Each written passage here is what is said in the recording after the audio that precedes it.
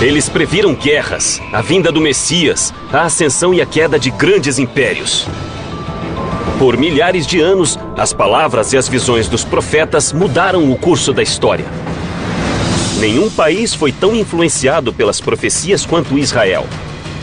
Desde visões de uma grande rebelião que criou os subterrâneos...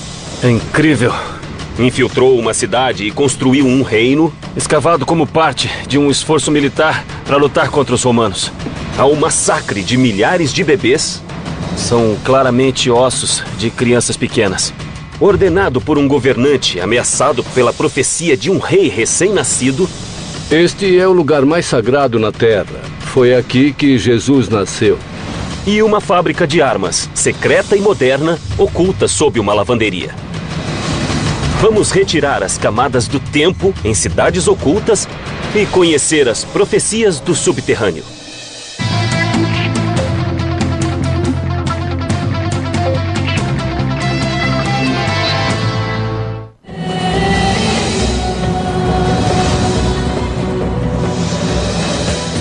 Para bilhões de pessoas, Israel é a terra mais santa do planeta.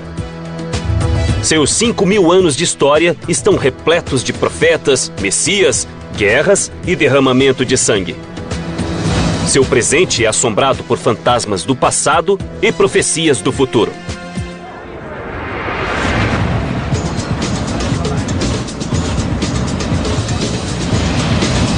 Eu sou Don Wildman e estou em Jerusalém, uma cidade que há milhares de anos é influenciada por profecias, como as promessas do novo reino de Deus aqui na Terra. Previsões de guerras sangrentas e alertas do Apocalipse. De Abraão a Jesus e até a Nostradamus, as palavras dos profetas têm orientado reis e influenciado o destino de pessoas comuns como você e eu. Hoje, a cidade antiga que está no cerne das profecias quase desapareceu. Mas se olharmos embaixo das ruas, ainda podemos achar o mundo perdido dos profetas e talvez vislumbrar o futuro. O moderno Estado de Israel foi fundado em 1948. Mas a ideia de um Estado judeu data de milhares de anos atrás, quando os profetas falavam do Messias. No século VIII, o profeta Isaías previu que um Salvador libertaria os judeus de séculos de opressão. Os cristãos acreditam que a profecia se realizou com o nascimento de Jesus em Belém. Mas outra profecia, mais sombria e oculta nos subterrâneos, falava do massacre de milhares de judeus.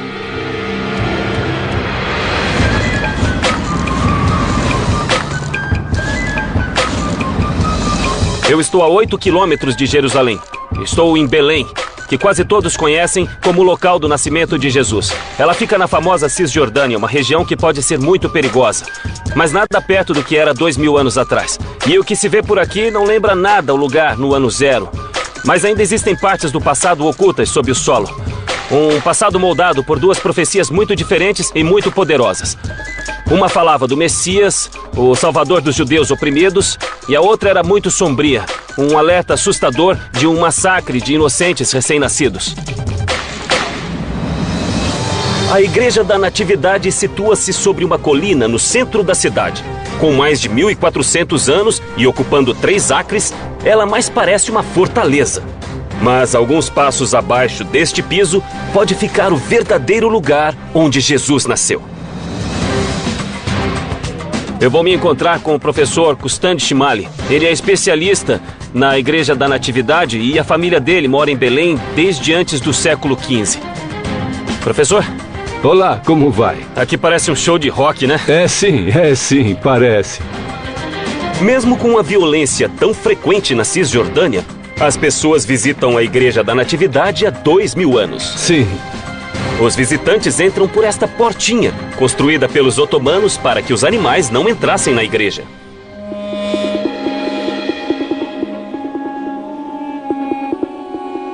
Que bonito. Ela é pequena comparada ao que se vê na Europa. É, mas é linda. Mas este é um dos locais mais sagrados da Terra. Com certeza. E é a igreja mais antiga do mundo. A igreja não é um marco arquitetônico.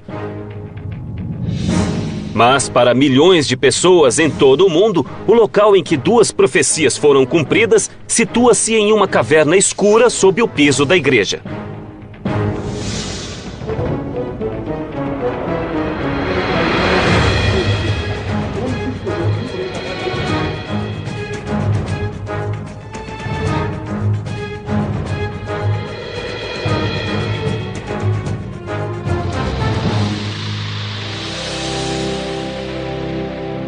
Este é o local da manjedoura. Sei. Depois do nascimento de Jesus, sua mãe Maria o pegou e colocou na manjedoura neste local. E realmente dá pra ver a parede de pedra. Sim, Esta é a caverna sim. onde estavam. Eu tô sem palavras. Nós estamos no centro da cristandade, bem aqui. Sim, este é o lugar mais sagrado da terra. É o lugar onde Jesus nasceu. Este é o local do nascimento de Jesus Cristo. E estamos no interior da gruta subterrânea, onde começou a vida mais sagrada de toda a cristandade. Este é o lugar exato da caverna onde ele nasceu. Para muitos, Jesus é o esperado Messias que cumpriu a antiga profecia. Lucas escreveu que Maria e José viajaram 140 quilômetros de Nazaré a Belém para registrar-se no censo romano. Procuraram uma hospedaria, mas dormiram em uma caverna onde havia animais. A partir do século II, os cristãos começaram a fazer peregrinações a grutas. No ano 200, para impedir os cultos cristãos, os romanos construíram o templo de Adonis neste local. No ano 326, quando o cristianismo era a religião dominante do Império Romano Oriental, o imperador Constantino derrubou o templo e construiu uma igreja.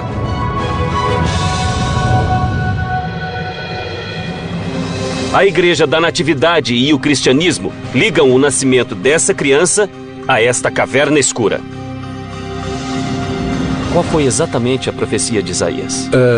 Que um novo rei nasceria na cidade de Belém e se tornaria o rei dos judeus. Quanto tempo antes de a profecia ocorrer? 700 anos antes do nascimento de Jesus Cristo. Então, durante 7 séculos, as pessoas esperaram essa vinda.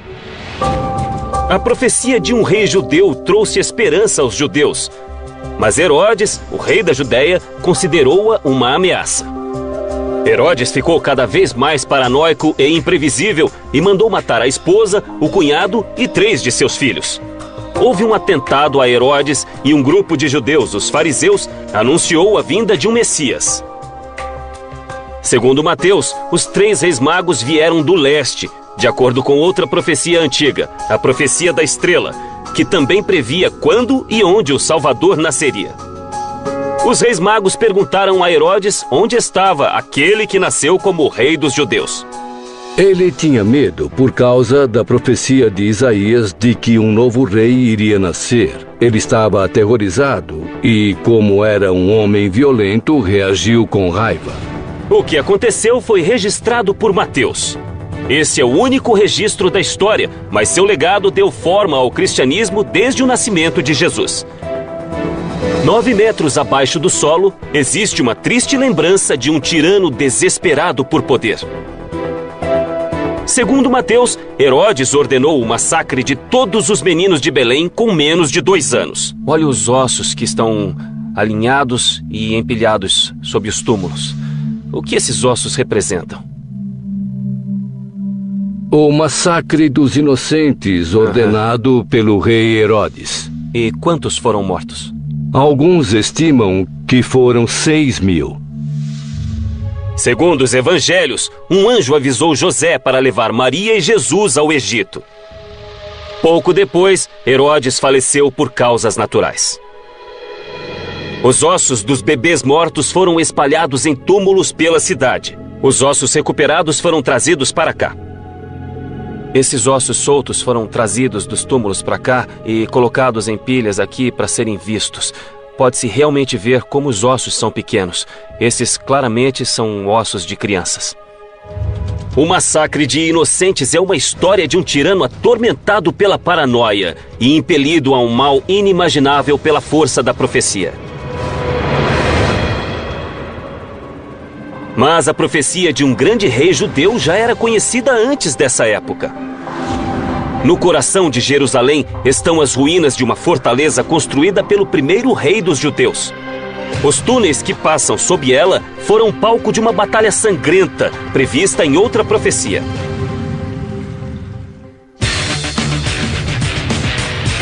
Israel gasta mais per capita para se proteger do que qualquer outro país.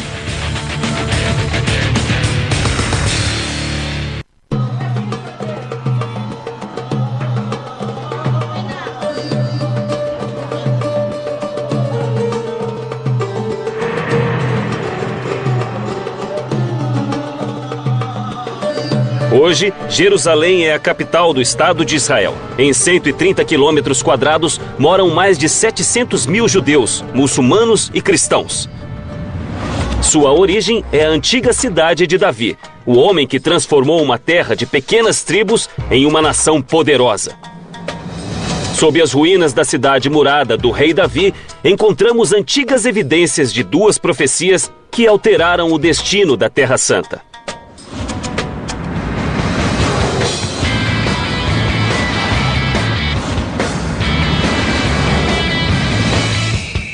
Eu estou a caminho da cidade de Davi. Ela fica bem ali, no final daquela colina. Esta é a origem da antiga Jerusalém, o lugar onde tudo começou. Foi construída milhares de anos atrás, no tempo em que o mundo era abalado pela palavra dos profetas, homens que se acreditavam escolhidos por Deus para transmitir sua mensagem. Eles previam tudo, de desastres naturais como terremotos e inundações, a batalhas sangrentas e o declínio de impérios. De fato, eles até previram a destruição deste mesmo local. Sabem de uma coisa? Eles acertaram em cheio. As ruínas da cidade de Davi situam-se ao sul do Monte do Templo, a colina do lendário Templo de Salomão. Eu vou me encontrar com Sharash Lo. Esse homem explorou cada centímetro do mundo sob a cidade de Davi. Vamos descobrir como as profecias literalmente moldaram esta cidade. Então a cidade de Davi fica sobre uma colina. Sim, boa parte dela está sob nossos pés. E por que neste local que a cidade se situa? Porque este é o único lugar em que existe água nos montes de Judá. A água era essencial para a cidade, mas os túneis subterrâneos construídos para captá-la seriam palco de uma das batalhas mais sangrentas que a cidade jamais viu. Então, daqui em diante, vamos pelo subterrâneo, é isso? É, o início foi construído e depois escavado. Sei.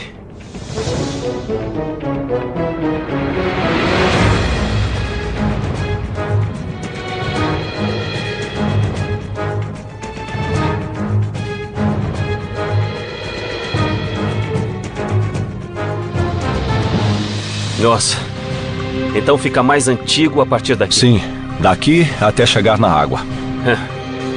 Estamos, na verdade, na entrada original da fonte da cidade de Davi. Sim. E estas paredes foram escavadas, então Sim, isso tem milhares de anos. desde o tempo de Abraão. Que maravilha.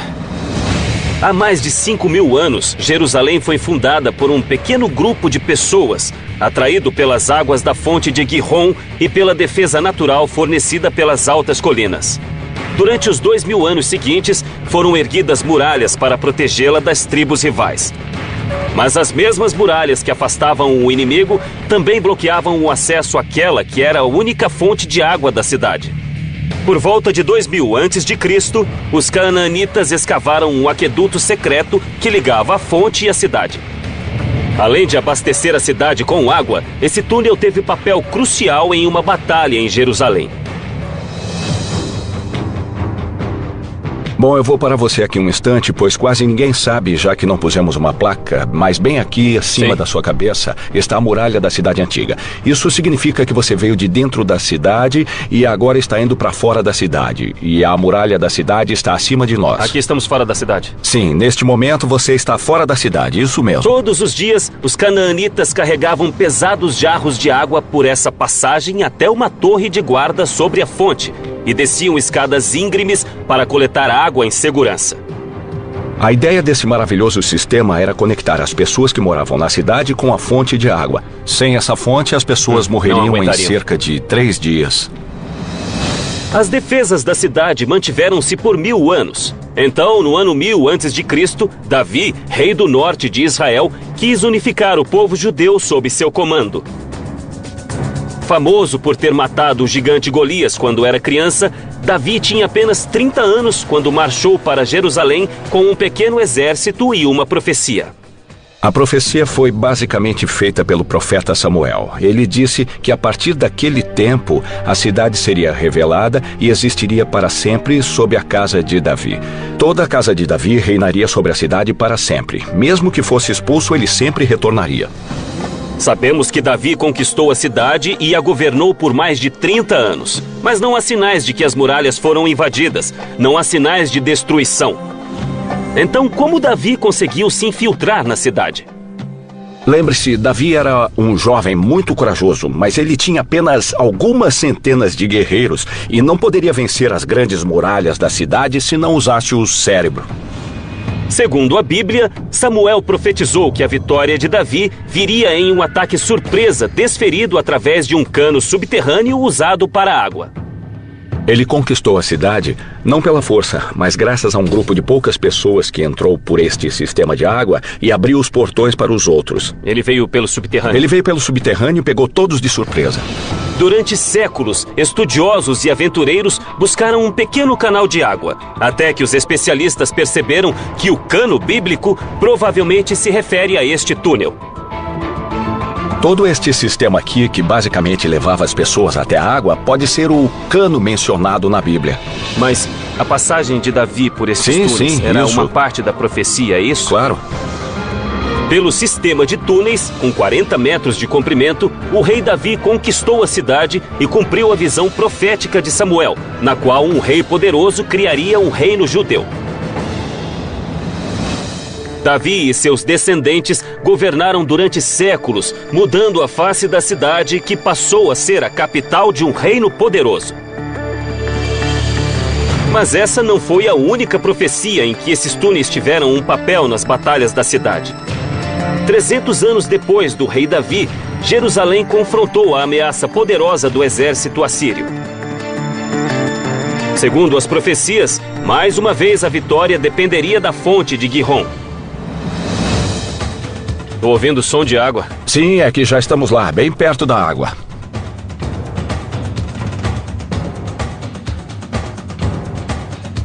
Mas esta água é natural? Esta é a própria fonte de Gihon que estamos falando tanto. A fonte foi usada por muitos anos. Mas em 701 a.C., o exército assírio, com 200 mil homens, varreu Israel. O rei da Judéia precisava de uma defesa que salvasse o reino e cumprisse a profecia de Isaías de que os túneis eram a solução. Os assírios tinham conquistado 46 cidades e marcado o local das vitórias com uma pilha de crânios. Jerusalém era o próximo alvo. Conforme o exército se aproximava e os refugiados acorriam a cidade, o rei Ezequias percebeu que um caminho até a fonte não bastaria. Ele precisava de um canal que trouxesse a água para a cidade. Jerusalém tinha crescido 3 ou 4 vezes na época. Enquanto construía uma nova muralha, ele pensou, a água não é bastante para sustentar a todos. Eu preciso resolver isso e realizou um feito incrível. Uma grande obra que foi criar e escavar o túnel de Ezequias, em que estamos entrando agora. O túnel de Ezequias tem 500 metros de comprimento, 100 dos quais sob o solo, e sai do lado ocidental. Há um leve declive da fonte para a piscina de Siloé, que é o extremo do túnel dentro da cidade. Foi tudo escavado à mão e na penumbra, pois em excesso, as lâmpadas de óleo consumiriam o oxigênio.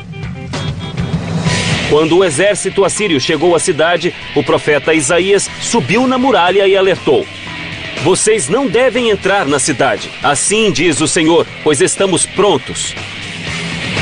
Bom, Isaías sabia que uma nova muralha e este incrível sistema tinham sido construídos. Então este era o conhecimento secreto que Isaías tinha quando fez a profecia? Era.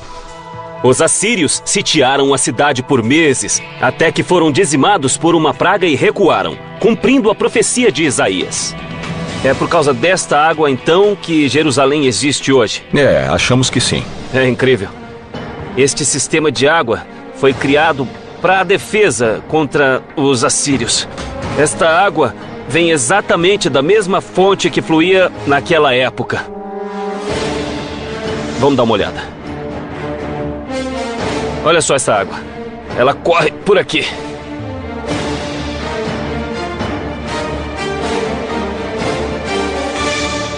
Olha como este túnel é longo. Ele continua nas duas direções. Este túnel é o alicerce da antiga Jerusalém e faz parte de uma profecia. Um profeta disse que o túnel salvaria a cidade. A destruição da cidade foi profetizada. e a destruição do templo, todas essas profecias empilham-se uma sobre a outra e constroem uma lenda que é Jerusalém. Mas o único modo de chegar ao fundo da lenda é descer aqui, até aqui, no subterrâneo.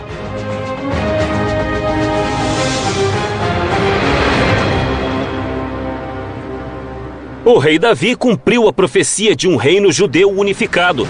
Mas em uma terra cercada por impérios, os judeus teriam de lutar para salvar a Terra Santa. Quando os romanos cruzaram o continente, eles resistiram e, mais uma vez, usaram os túneis como campo de batalha.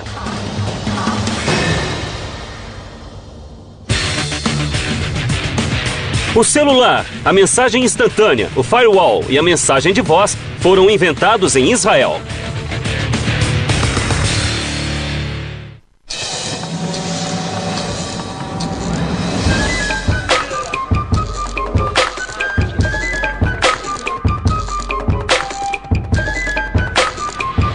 A cerca de 20 minutos de Jerusalém, ficam as ruínas de uma incrível fortaleza.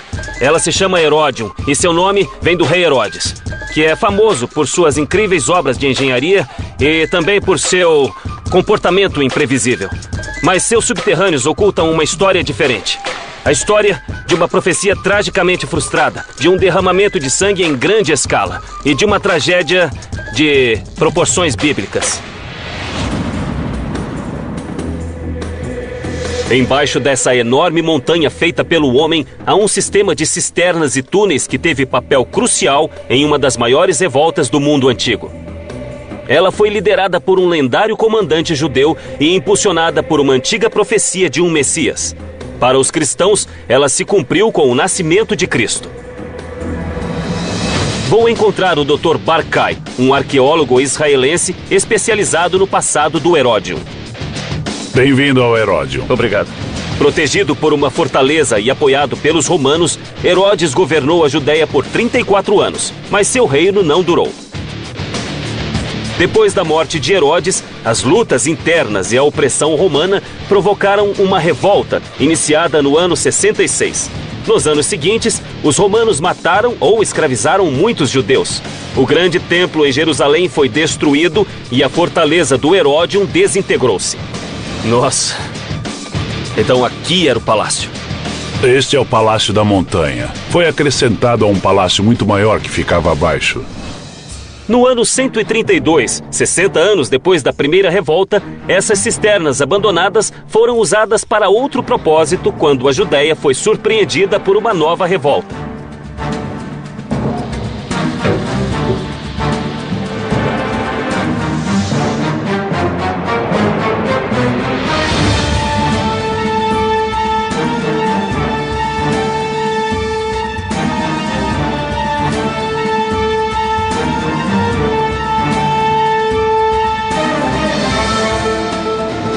Este é o local por onde eles levavam a água direto ao palácio.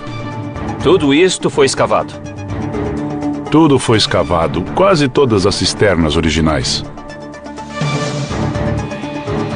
Saímos em outro lugar. O que é isto? Esta é uma das cisternas originais de Herodes o Grande. Podemos ver algumas marcas da água. O gesso mais acinzentado é um reboco hidráulico. Ele pode conter água até hoje, embora tenha mais de 2000 anos. Mas em 132, quando irrompeu a rebelião, os judeus transformaram os túneis em uma armadilha mortal. Quando os rebeldes judeus ocuparam as ruínas da fortaleza de Herodes, encontraram um sistema de cisternas e túneis construído 150 anos antes. A fortaleza ocupava 3.000 metros quadrados. Os engenheiros de Herodes criaram uma montanha na planície desértica. Construíram uma estrutura cilíndrica com paredes duplas, cobriram com toneladas de terra e transformaram uma pequena colina em uma imponente montanha de 700 metros de altura. O palácio construído no topo era rodeado por muralhas e torres. Tinha grandes salões, luxuosos aposentos particulares e banhos romanos. O conjunto usava muita água e as cisternas subterrâneas também precisavam ser enormes. Depois da destruição do conjunto, os romanos não se incomodaram com a montanha. Mas os rebeldes conheciam o subterrâneo e seu brilhante líder militar decidiu usá-lo. O líder da segunda revolta era um homem muito carismático. O seu nome era Simão, o filho de Cosiba. Na Torá, o livro dos Números profetiza a chegada do Messias, ou Filho da Estrela, que virá para salvar os judeus. Para os cristãos, que na época eram apenas uma pequena seita judaica, a profecia previa o nascimento de Jesus. Para a maioria dos judeus, Simão era o Messias, a quem chamavam Bar Kokhba, Filho da Estrela. Bar Kokhba era um líder militar brilhante e cruel, que exigia lealdade absoluta. Existe uma lenda de que seus homens tinham de cortar os próprios dedos para demonstrar lealdade. Quando Bar Kokhba e seus homens descobriram as cisternas, criaram um plano engenhoso para usá-las contra 12 legiões de soldados romanos, quase 100 mil homens. Eles escavaram as paredes de gesso das cisternas e foram para todas as direções. É um sistema de túneis muito complexo para confundir o inimigo. O túnel dos rebeldes alcançou mais de 300 metros, expandindo as cisternas que já existiam e criando um sistema mais elaborado, usado para guardar armas e suprimentos e também para emboscar os romanos. Quando o exército romano chegou ao Heródion, os rebeldes usaram a rede de túneis para desferir ataques surpresa. Se os romanos encontrassem os túneis, seriam massacrados. Olha isso, olha só como é feito. Eles escavaram este lado, agora está fechado, mas havia uma saída aqui e uma outra saída aqui. Os rebeldes lutaram por mais de 3 anos, mas no final, Bar Kokhba, o filho da estrela, foi morto e os rebeldes foram dizimados. Os sobreviventes foram aprisionados ou vendidos como escravos. Essa é a saída daqui e também a entrada, mas que batalha mais brutal. Esses homens enfrentaram o Império Romano. Só faria isso quem tivesse convicção. E eles acreditavam ter o apoio de uma profecia segundo a qual seu líder poderia ser o Messias. E depois foram vencidos, com resultados catastróficos para o povo judeu. A desolação começa aqui, no subterrâneo. Há milhares de anos, Israel é o lar do povo judeu. Mas os grandes impérios deixaram sua marca na região. Egípcios, romanos e uma cidade grega perdida ainda estão aqui, sob o solo do deserto.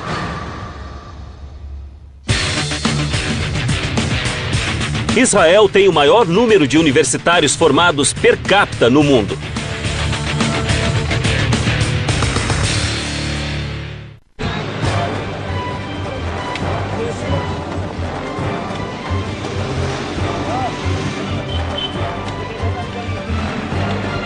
Apesar de milhares de anos de turbulência, Jerusalém continua a existir. Mas uma cidade próxima teve outro destino. Ela foi varrida da face da terra há 2000 anos.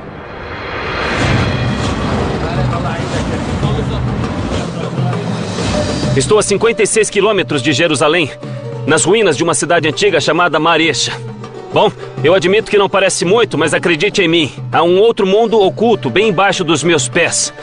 Por quase 1000 anos, este foi um sangrento campo de batalhas entre os pagãos que viviam aqui e os hebreus de Jerusalém. Quando essa longa e violenta guerra irrompeu, só havia um refúgio seguro, que fora construído cuidadosamente por séculos. Uma outra cidade, subterrânea. Vou me encontrar com Nahum Sagiv, um arqueólogo que irá me mostrar o subterrâneo. Nahum? Olá, Dom. Como vai? Então esta é Maresha. Sim. Você vê que temos as ruínas da antiga cidade de Maresha. As descobertas aqui vêm do período helênico, ou seja, do 3º e do 2º séculos antes de Cristo. E a cidade era densa? Havia muitos prédios? Estamos falando de 10.000 pessoas juntas. Já havia pessoas aqui 900 anos antes de Cristo, mas Maresha floresceu no século IV antes de Cristo, quando Alexandre o Grande conquistou a região. Ele pretendia expandir a cultura grega e Marecha tornou-se um centro vital para a sociedade helênica, atraindo outros pagãos durante 200 anos.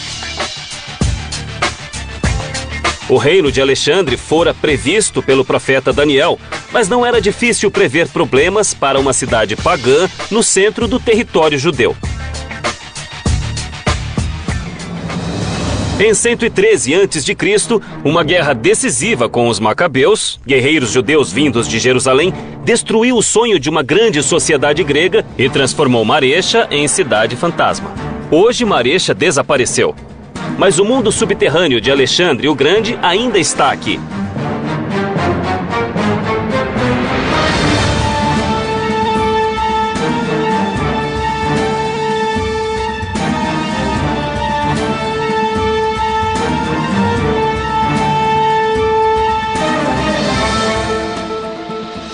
Esta é uma das 800 pedreiras escavadas à mão entre os séculos IV e X.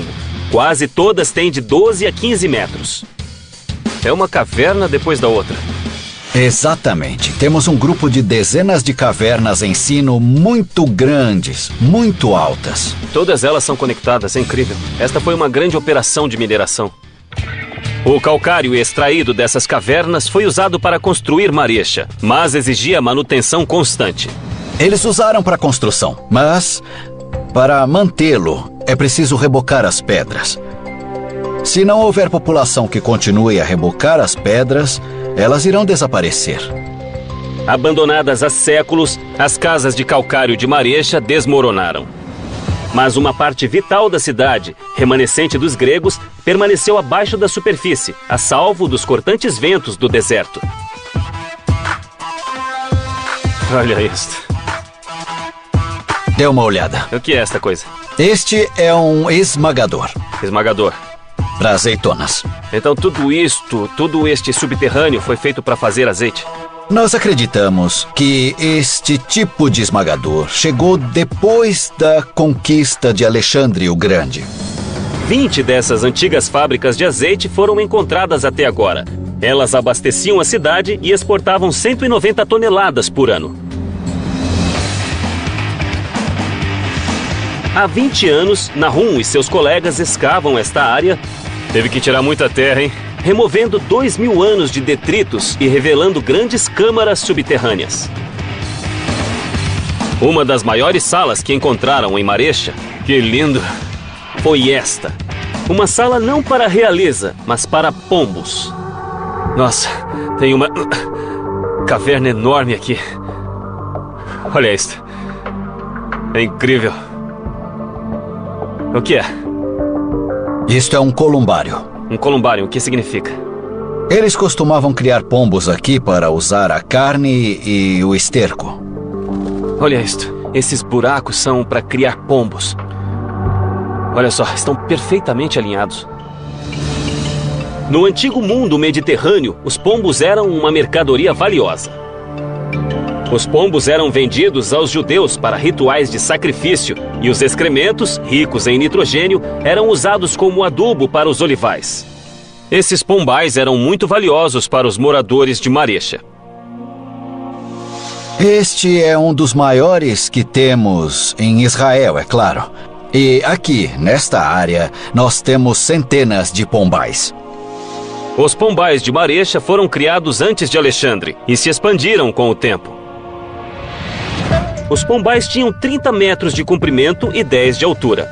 Foram escavados em pedreiras de calcário sob a cidade e ampliados cuidadosamente para não provocar desabamento.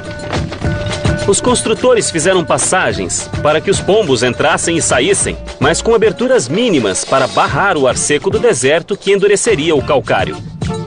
Como a rocha permaneceu macia e fácil de escavar, os pombais foram ampliados para baixo. Marecha era próspera e pagã, e se tornou um alvo quando o líder judeu João Hircano subiu ao poder em 135 a.C. 22 anos depois, ele atacou a cidade. Pouco se sabe sobre a batalha, a não ser o resultado. Hircano I conquistou toda a região e obrigou o povo a se converter ao judaísmo. Então quer dizer que ele baixou uma lei. Ou você se converte ao judaísmo ou então morre. Exatamente. E muitas pessoas acabaram morrendo. Eles tinham seu modo de vida. Tinham muito a perder, então rejeitaram a ordem e pagaram com a vida. Alguns conseguiram escapar, mas em 40 a.C., a rica Maresha estava em ruínas. Por toda parte nesta terra, há derramamento de sangue, guerra e aniquilação. Civilizações esmagadas. Mas esta também é a história de incríveis feitos de engenharia, de sobrevivência sob as mais difíceis circunstâncias. E o lugar onde mais se encontram esses milagres, feitos pelo homem, fica bem aqui, no subterrâneo. A luta pelo controle de Israel já dura milhares de anos e não é história antiga. A profecia que levou o rei Davi a unir os judeus há 3.000 anos ainda é uma força atuante em Israel. Embaixo desta lavanderia, existem evidências de que os rebeldes antigos tinham algo em comum com os modernos: o subterrâneo. A palavra Amém aparece 773.692 vezes na Bíblia.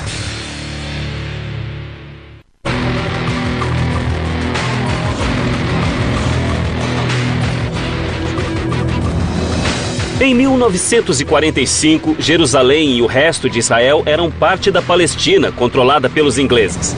Mas os 500.000 judeus que viviam aqui estavam determinados a cumprir a profecia de Ezequiel, de que Deus iria reunir seu povo e reconstruir Israel.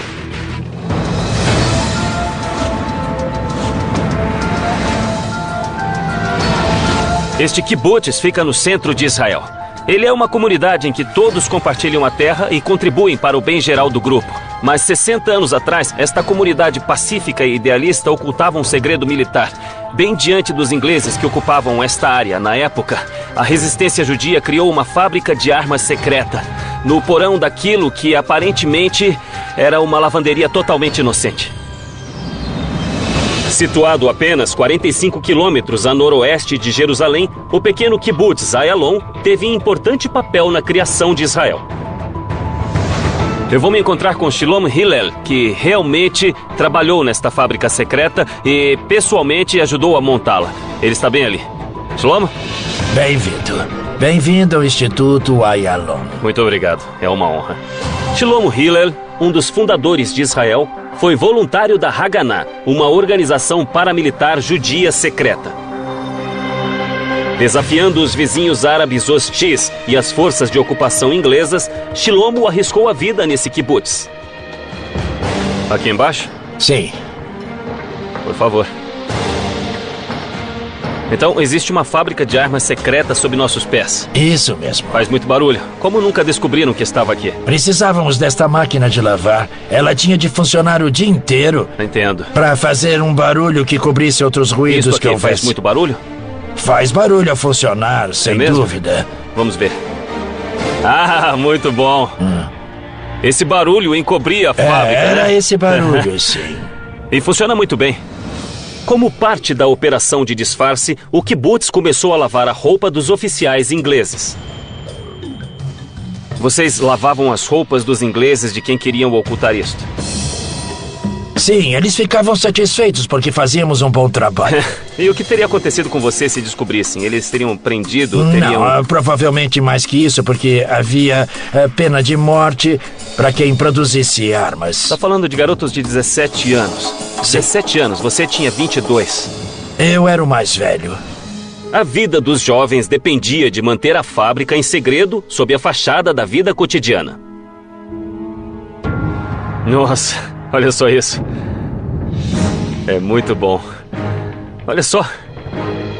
Era preciso ser rápido naquela época. Com certeza. Não se podia demorar muito tempo. Esta era a fachada. É surpreendente. Esta é uma história incrível.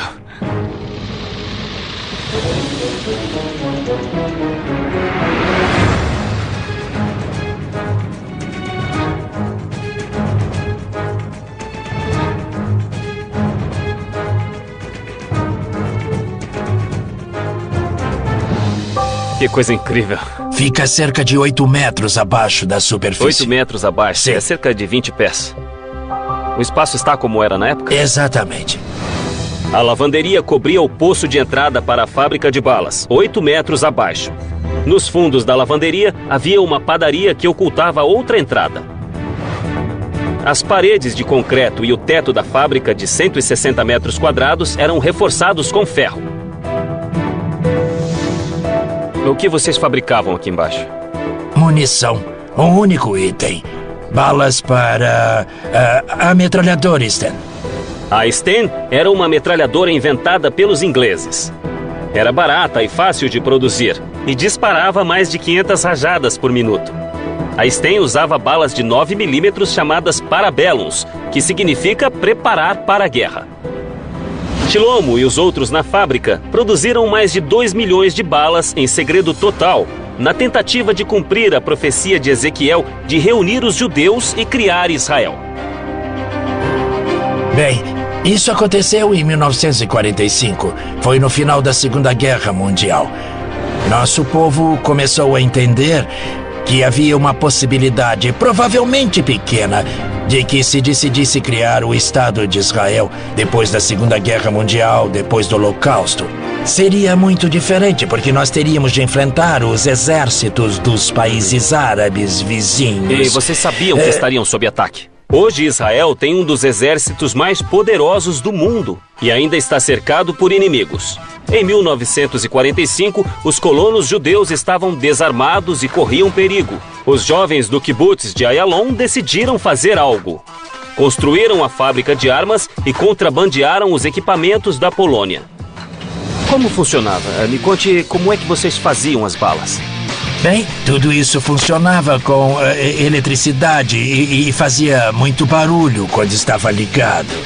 Nossa, olha, era assim que isso funcionava. Era assim, sim. Então, isto é o resultado do metal que era processado, estirado e moldado na bala que era preciso cortar do tamanho exato da bala. Circuncidávamos a bala. Entenda, Circuncidavam a bala. Então, ao longo desta linha de produção, havia rapazes e moças, homens e mulheres jovens trabalhando em um processo que desconheciam totalmente até que eles se viram numa operação secreta. Na superfície, havia milhares de soldados britânicos acampados nas proximidades, mas o maior perigo estava na fábrica. Se algo desse errado aqui, não tinha saída. E as paredes isso podia ter explodido e matado todo mundo aqui dentro. Com certeza. Porque estávamos lidando com pólvora, com dinamite. Mas as balas tinham de ser testadas e a poucos metros do material explosivo, eles criaram uma galeria de tiro. Então, esta é a galeria de tiro. Todos os dias a qualidade do produto era testada aqui isso dentro mesmo, era assim. da própria fábrica. Sim, e na minha opinião, isso era perigoso demais. Apesar dos riscos, não houve acidentes fatais em Ayalon e eles nunca foram descobertos, prova do bom planejamento dessa operação subterrânea. Eles tinham até uma cabine de bronzeamento para parecer que os trabalhadores haviam estado ao ar livre. É incrível o número de detalhes com que tinham que se preocupar. A menor suspeita podia ter sido o fim de todos nós. Vocês viviam um filme de espionagem.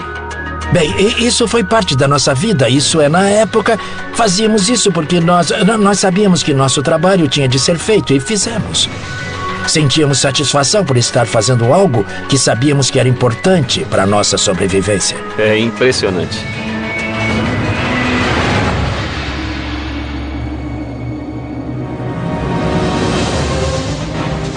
Por milhares de anos, as palavras dos profetas influenciaram Israel, da promessa de um Salvador a alertas de guerra e previsões do futuro da humanidade.